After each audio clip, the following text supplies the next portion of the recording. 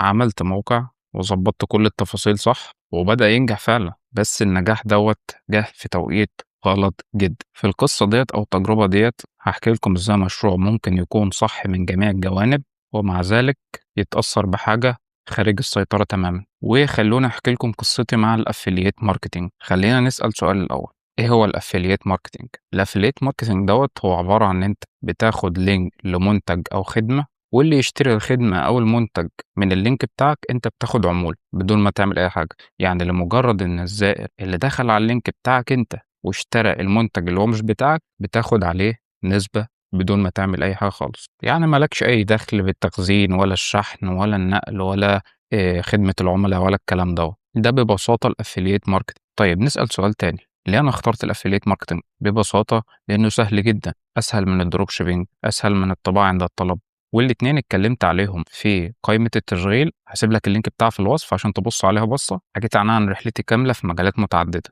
المهم لما قررت أبدأ واجهتني واحدة من المشاكل مهمة والقوية جدا لأي حد عاوز يبدأ أي حاجة غالبا على الإنترنت كله، سواء أنت بقى منشئ محتوى، سواء أنت عاوز تبدأ أي حاجة في أي حاجة ديجيتال، أنت لازم تحدد مجالها كويس وتكون عارف هي إيه. المهم نرجع لموضوعنا. قعدت أفكر إيه النيتش اللي أنا ممكن أشتغل فيه أو النيش. فضلت أفكر كده إيه المجال اللي أنا ممكن أقدر أقدمه وإيه المجال اللي أنا ممكن أقدر إن أنا أعمل له أفيليت. أنا وأنا بدور على الموضوع دوت كان عندي عاملين مهمين جدا: سهولة المنافسة وربحية يعني إنه يكون نيتش مربح. عاملين مهمين جدا لأي حد عاوز يبدأ أي حاجة. لو أنت اخترت مجال فيه منافسة قليلة وربحه عالي، لأن أحيانا الربح العالي بيبقى معتمد على الندرة، يعني الحاجة كل ما كانت نادرة كل ما كانت أغلى. طبعا كل ده أنا توصلت له بقى بعد ما قعدت أدور في نيتشات كتيرة منهم العام. بس العام أنت هتوه، فخصوصا أنت عاوز تبدأ لازم تستخدم مثلا نيش يكون محدد أو مايكرو نيتش. تمام، اللي هو بيبقى إيه النيش ده أصلا عبارة عن المجال اللي أنت هتشتغل فيه إيه هو التخصص. طيب التخصص العام بيبقى وليكن مثلا خلينا نقول هندسة. تمام، المايكرو نيتش دوت جزء يعني مثلا هندسة، بعد كده تفرع منها هندسة مدنية مثلا تصميم كده. انت كل مدى بتخصص اكتر، فاهم قصدي؟ المهم استقريت على نيتشين معين، لاحظت ان هم المنافسة عليهم قليلة وربحهم عالي. يعني ايه ربحهم عالي؟ يعني نسبة الافلييت بتاعته كمنتجات عالية، يعني انت لما تبيع نسبتك بتكون عالية، فاهم قصدي؟ فلقيت نيتش جولف ونيتش اليخوت ونيتش اللي هو بتاع مستلزمات الحيوانات الأليفة. وطبعا أنا كنت بستهدف نيش أجنبي، كان لازم إن أنا أستهدف مجالات برضه، لأن في مجالات موجودة بس ناسها قليلين وفي نفس الوقت يكون عندهم استعداد للشراء. مجال الحيوانات الأليفة اللي هو بتاع مستلزمات الحيوانات الأليفة. ومش عاوز أقول لك إن أنا فضلت أدور كتير جدا في كتير جدا لحد ما استقريت على مستلزمات الحيوانات الأليفة، لأن معظم الأجانب نادرا لما تتلاقى مع فيش واحد منهم اللي عنده حيوان أليف، سواء في أوروبا سواء في أمريكا في الغالب يعني، وبيحبوا الحيوانات جدا. فأنت كشخص ناوي تشتغل في الماركتينج أو في الأفلييت ماركتينج لازم تكون شاطر وتفهم إيه أكتر الحاجات المطلوبة وعلى أساسه تبتدي تتحرك. المهم كان في طريقتين لإن أنا أعمل أفيليت، هي يا إما أنا آخد اللينك بتاعي وأعمل له إعلانات أو أعمل له حاجة اسمها لاندنج بيج أو صفحة اسمها صفحة هبوط. بتبقى صفحة كده فيها شوية كلام يحببك في المنتج ويشرحه لك ولينك لينك أو زرار الشراء، بحيث إن أنت لما تخش تنبسط تقرر تشتري. والحل التاني كان إن أنا أعمل موقع كامل خاص بالنيش دوت بتنزل عليه معلومات ومقالات وبتحط الروابط أو بتشرح منتج معين وتحط الرابط بتاعك فيه. وده اللي أنا اخترته. وقتها حجزت الدومين وبدأت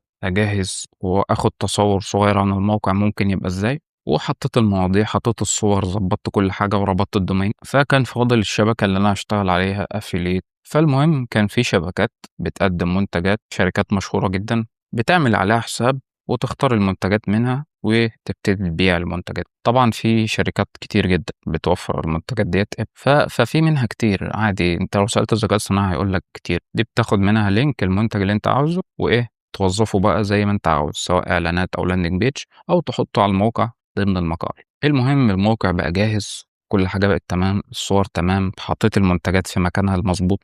قعد 6 شهور أو سنة تقريبا ولقيت ما جابش أي نتائج خالص. كان بيجيب زيارات وتفاعل لكن ما كانش بيجيب نتائج خالص. تخيلوا بقى كمية الإحباط وقت، خصوصا إن أنا تعبت فيه جامد وكان نيش أجنبي والمنافسة كانت صعبة أوي وقتها، لأن أول محتوى الأجنبي معظمه المنافسة فيه بتبقى صعبة، يعني مثلًا في المواقع منافسة المواقع الأجنبية كانت وقتها صعبة، وبقى كنت بتحتاج تاخد وقت عشان بقى تبتدي تعمل حاجة اسمها backlink. المهم عشان ما أطوّلش عليكم، الموقع للأسف فشل.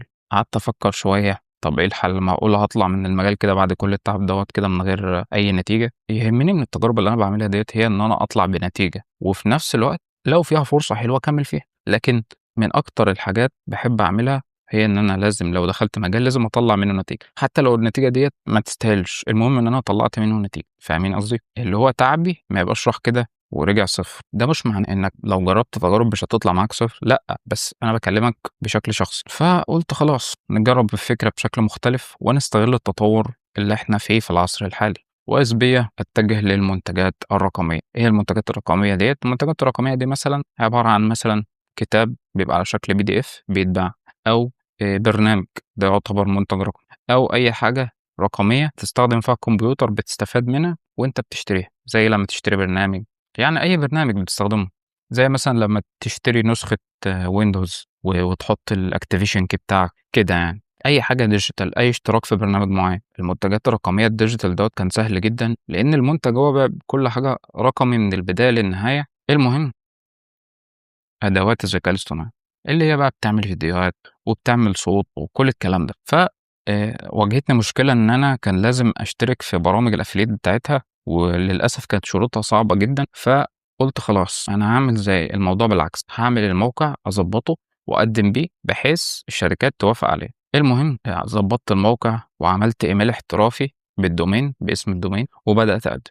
وكانت المفاجأة رغم إن الموقع جديد، اتقبلت في 85 إن ما كانش 90% من البرامج قبلتني، وأخدت link بدأت أعمل مقالات عن الأدوات ديّة، وبدأت إن أنا أنشر.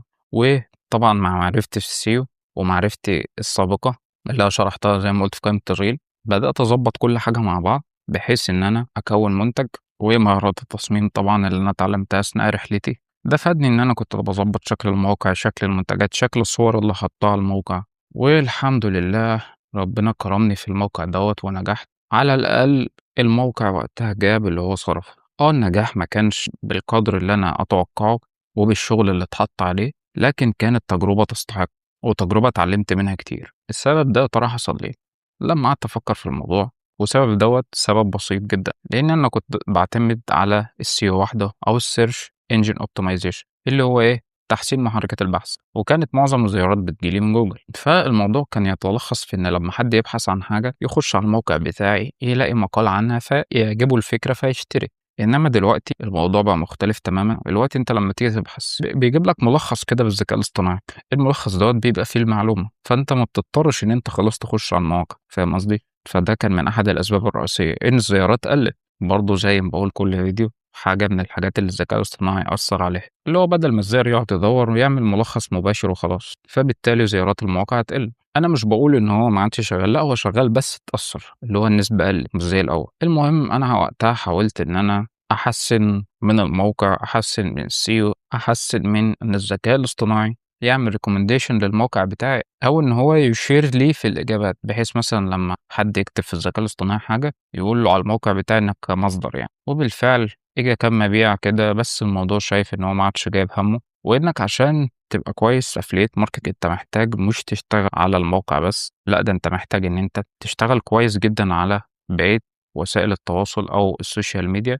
اللي بتكون في الغالب تابعة للموقع. وفي الآخر بعد كل دوّة رغم إن الزيادة الطفيفة ديّة الموضوع برضه حسيت إن هو مش جايب هَمّه، قُلت خلاص أنا هاطلع في الbreak even، أو بمعنى أصح هاطلع من غير خسارة، اللي اتصرف اتجاب وخلاص. وطلعت بالتجربة، وزي ما بيقولوا كده ما طلعتش إيه إلا بوجع الدماغ. أنا بصراحة مش ندمان على التجربة ديّة، خصوصًا إني اتعلمت منها كتير، فهمت السوق والmarket أكتر. بس أنا بصراحة شايف إن المشاريع ديّة لو كانت اتعملت قبل الذكاء الاصطناعي ما يظهر، كانت هتحقق نتايج وأرقام كبيرة جدًا. فالتوقيت هنا غلب الجهد، وده يعلمنا إن الوقت المناسب مهم جدًا في أي حاجة أنت بتعملها. ومع كل دوّة أنا لسه شايف المنتجات الرقمية من أحسن المنتجات اللي أنت ممكن تبيعها أو تشتغل بيها أونلاين، وده بالرغم من التطور والحاجات اللي السوق وصل لها حاليًا. أبسط ميزة فيها إن أنت لا هتشيل هَمّها ولا شحنها ولا أي حاجة، هو منتج رقمي. مثلًا لو كتاب، ملف PDF بترفعه وتبيعه وهكذا، شكرًا، ما فيش حاجة تانية، اللي هو الفيديو ده. أفكّركم بأي حاجة اشتغلتوا عليها صح، لكن الظروف فجأة اتغيّرت وغيّرت مسار الحاجة زي دخول الذكاء الاصطناعي اللي هو أصلًا طيّر حاجات كتيرة، سيبوا لي comment وقولوا لي إيه هي، واللايك الجميل بتاعك، ومهم جدًا ما تنساش تعمل subscribe عشان تكمّلوا معايا حلقات باقي السلسلة بتاعة رحلتي والskills اللي أنا اتعلمتها، اللي باشاركها معاكم بكل واقعية ومصداقية، وبس كده، والسلام عليكم ورحمة الله وبركاته.